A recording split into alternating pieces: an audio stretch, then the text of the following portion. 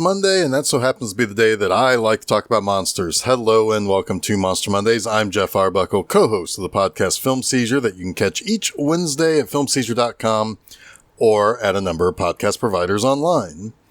You unlock this door with the key of imagination. Beyond it is another dimension, a dimension of sound, a dimension of sight, a dimension of mind. You're moving into a land of both shadow and substance, of things and ideas. You've just crossed over into the Twilight Zone. That was the opening monologue spoken by Rod Serling at the start of each episode of the Twilight Zone in the final 2 seasons of the incredibly influential and popular television series Run. It's a series that, over 60 years later, is still widely appreciated and beloved to this day. It's a transgenerational series that is often listed among the very tippy top of television series of all time. And I think a lot of why comes down to a couple of things.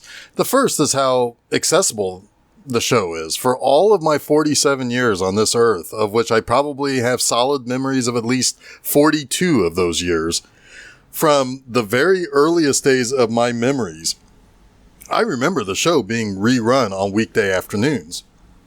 Then, as Sci-Fi Channel came along, it was practically a permanent fixture on the channel for decades. Of course, for the better part of the last 30 years, some cable channel has done the New Year's Twilight Zone marathon as well. And much like with Star Trek, it had a wide accessibility and appeal. But second, these are stories that are very well written and are told in perfect time spans. There was a period in which Twilight Zone would run for an hour. That would be the 4th season of the series. But most of the episodes, and pretty much all of the most famous episodes, were the 30-minute variety. So these stories were intelligent, well written, with incredible writers doing a lot of the scripts, a lot of which were Rod Serling himself. But they had wonderful twists or ironies that would reveal themselves by the end of the episodes. And they were perfectly concise, which makes this very easy, very digestible, and extremely entertaining. Rod Serling was not an overnight success with the Twilight Zone. The Twilight Zone rose to prominence so quickly because he was already a prominent name in TV in the 50s. He wrote a lot of well-regarded teleplays for various anthology and showcase shows, which were the norm back in the early days of television. He was really wanting to kind of push the envelope on subjects, but kind of couldn't in the scripts that he was writing for the showcase shows that he was working on. He landed on the idea that many before and since have. If he developed a TV show that was science fiction based, he could slip discussions of these more controversial and tough topics into a lot of the episodes through the fantastical settings and situations. Remember, I said that Twilight Zone and Star Trek were 2 of the most popular and still highly regarded series despite their ages. Well, it's because they could use their fantastical settings and scenarios to dig deep into social issues and present ideas in digestible ways without coming off as preachy. But how did Serling convince TV execs that he, that he could use the sci-fi genre to kind of say these important things? After all, in the 50s, it's not exactly like sci-fi is considered highbrow entertainment, not with the monster movies of the era. And it's not like TV executives, or even at that time movie executives, were all that keen on trying to push envelopes too often. No, but what he did do is he wrote a pilot pitch script called The Time Element. And this was about a guy using time travel to warn and potentially stop the 1941 bombing of Pearl Harbor. And the man was unsuccessful. But the idea for this show was rejected, and the script kind of sat on a shelf until Desilu Playhouse, which was presented by Desilu Productions, the company owned by Desi Arnaz and Lucille Ball, produced the episode for that Desilu Playhouse, and it was a massive success. Now, by the way, Desilu was also the production company who took a chance on a little show called Star Trek. So again, these 2 shows are intertwined in so many ways. Now, the success of that singular episode of Desilu Playhouse made it possible for Rod Serling to sell and start his little Twilight Zone project. On October 2nd, 1959, viewers tuned in to hear Rod Serling invite them to the Twilight Zone, and that would be history. And over 5 seasons and 156 episodes, the Twilight Zone would become a cultural phenomenon for decades to come. The show only came to a stop because Serling himself was kind of running ragged as he wrote so many of the episodes and oversaw basically everything about the series. And while he ran out of gas, the series never did. People watched the reruns time and time again. It was popular enough in decades since for CBS to try more iterations of the show. The most popular was the 80s iteration that ran from 1985 to 1989 for 65 total episodes. Another series was attempted for UPN that ran only 1 season, but still produced 43 episodes between 2002 and 2003. And featured Forrest Whitaker as the presenter for that one. The most recent attempt was in 2019 when Jordan Peele presented 20 episodes for 2 seasons on CBS All Access, the predecessor to Paramount Plus. By the way, 2 more connections to Star Trek. That Jordan Peele iteration of the Twilight Zone was running concurrent with CBS All Access starting up Star Trek series again that were exclusive to the platform. The other, well, the episode we're talking about today is really famous one that stars none other than Captain Kirk himself, William Shatner, and that episode is Nightmare at 20,000 Feet. Now, we all know which one this is. It's been parodied time and again and adapted for the 1982 Twilight Zone movie, as well as the 2019 series. The original aired on October 11th, 1963. It was the 3rd episode of the 5th and final season. Understand that a lot of series get into the final season and oftentimes struggle with shows not being as top-notch or as memorable or as important as previous seasons, but not the Twilight Zone. Not only was this episode in the final season, but the episode Living Doll with Talkie Tina. Then you had an occurrence at Owl Creek Bridge. And there were others that were part of this final season that are often mentioned as some of the most memorable episodes, if not some of the best episodes of Twilight Zone. Now, while this is an episode that is known for featuring William Shatner, and for good reason, it's actually not my preferred one of the 2 episodes Shatner appeared in. He appeared 3 years earlier in the episode Nick of Time, in which he is at a diner with his wife while their car is getting fixed. They're on vacation and driving someplace and the car breaks down. And while they're sitting in that booth, there's a little fortune-telling item on the table that has like a little bobbing devil's head, and he becomes more and more obsessed with that as more and more of those things that the devil's head is spitting out, the fortunes are starting to come true. I love that episode. I love how it ends. I love that it doesn't end as negatively as you might fear an episode like this might. But I just love that episode. This is a classic. That other one's a little bit more of a buried gem, and it's the one I like more. But Nightmare at 20,000 Feet is based on a short story, and both the short story and script are by Richard Matheson. Now, we've talked about Matheson a bunch already. He wrote I Am Legend, which became The Omega Man, which I featured on this show. He wrote Trilogy of Terror, which I talked about. He did both of the Kolchak TV movies, The Night Stalker and The Night Strangler. He's been around.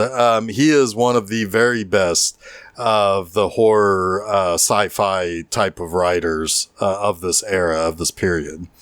Now this episode was also directed by a heavyweight in film a little ways down the line, Richard Donner. Now, of course, Donner would go on to become a massive A-list director with films like The Omen, Superman the Movie, and the Lethal Weapon series.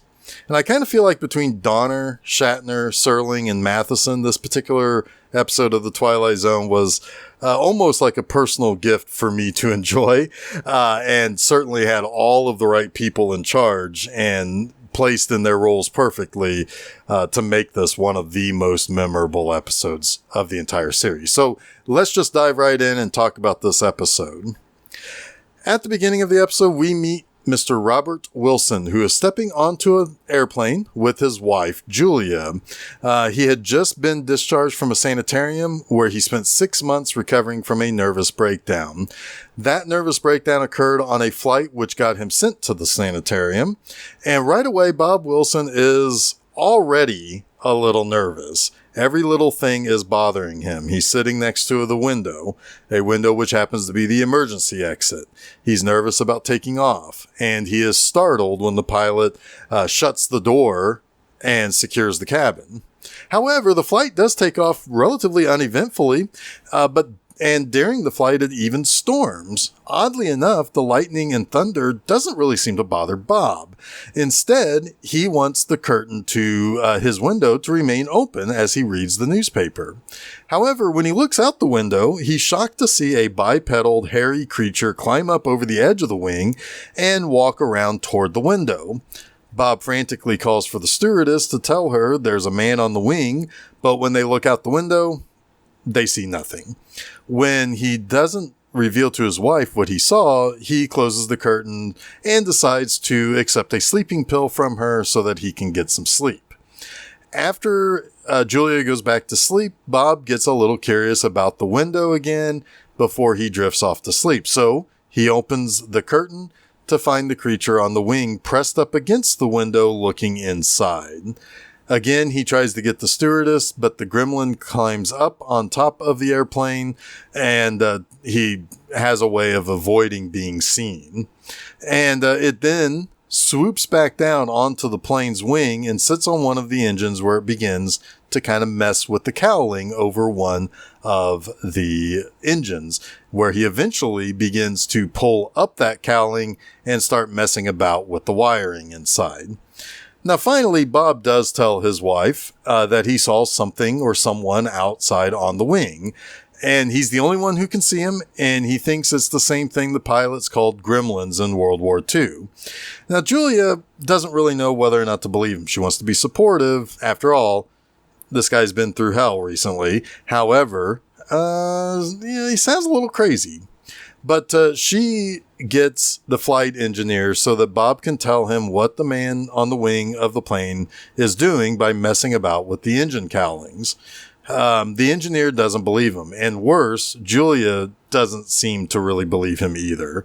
Julia is told to convince him to take another sleeping pill so that he passes out and he won't be an issue on the flight anymore. But Bob sees the creature return and decides to grab the sidearm from a sleeping police officer's holster. So he asks his wife to go get him a cup of water, and he goes and gets that firearm from the cop, and he straps himself in so that he can open the emergency exit while in flight and not be blown out, and takes an attempt to try to shoot and kill the creature.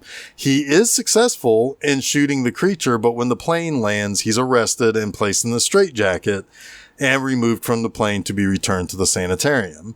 However, Bob is happy that the ordeal is finally over, even if he is the only one who knows what really happened on the flight. However, as the camera pulls back, and unknown to the rest of the people on the plane as of yet, the wing of the plane does show a torn up piece of metal over the engine the gremlin was messing around with. And then Rod Serling tells us that soon others will realize that Bob is not as alone in his conviction as he thought he was, and they will soon discover the damage to the plane that he was warning about. So let's get to the 3 things I like about this particular episode of The Twilight Zone. Yes, in just 24 minutes of television, Nightmare at 20,000 Feet has at least 3 things I can distinctly pick out to talk about. But first, I gotta do it. I gotta toss a like to William Shatner. Understand most people's impersonations of William Shatner are rather exaggerated. What made him an incredibly hireable actor in his career, and somebody who really could have been a major movie star if he didn't continue to work on TV, was his ability to deliver lines in a very naturalistic way. And in this particular episode, you see a lot of range from him. When you first meet him, he sheepishly steps aboard the plane. And it's very similar to the plane that he experienced his mental episode on 6 months earlier. He looks meek. He seems extremely nervous, or at least trying to hide an immense amount of fear. He's quiet. He's humbled by his past. And then this episode begins, and he goes from not believing what he saw to starting to say and act odd. And by the end, he attempts to do something that can only label him as stark raving mad. But he's actually not really crazy. He's just experiencing the Twilight Zone. Gosh, it kind of feels like I'm being like Rod Serling saying something like that. But Shatner is absolutely fantastic in this episode. Second, I love the setting of this episode. Claustrophobic horror can be so effective because what are you going to do when the plane is in the air, or the submarine is thousands of feet underwater, or the train is speeding along with no way to safely jump off? When you are trapped with something, it terrifies us because we don't have one of our fight or flight options. That forces us to react to the thing and actually defend ourselves or give up. We don't have the flight option. No pun intended for this episode. But granted, the gremlin is outside the plane, but Robert Wilson himself is presenting another issue to the passengers.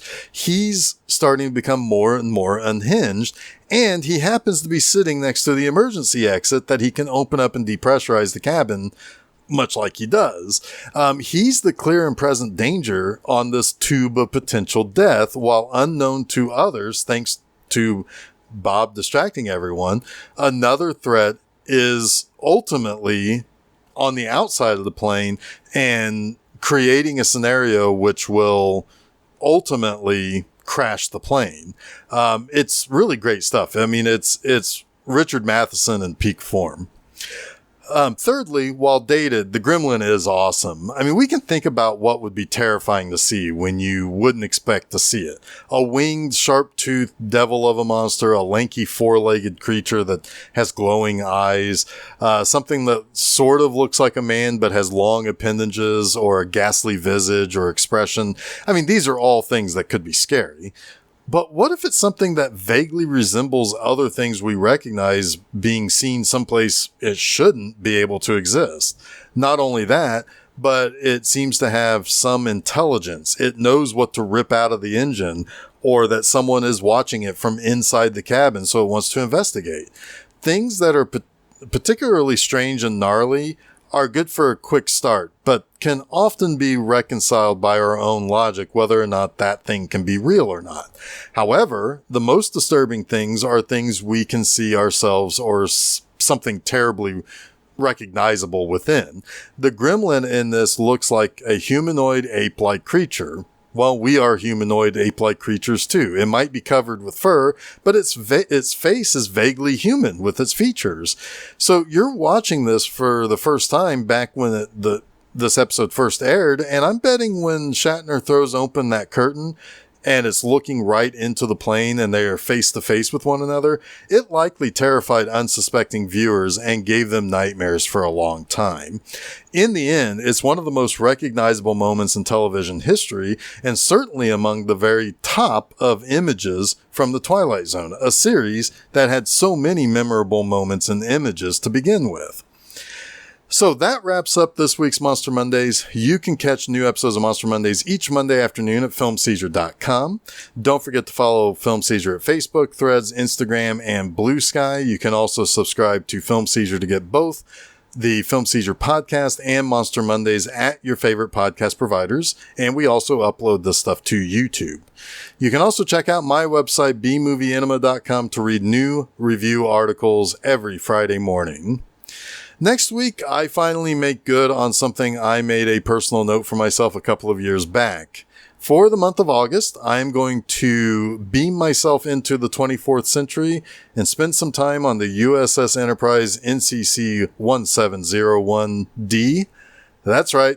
Let's talk about each time the dreaded Borg appeared on Star Trek The Next Generation.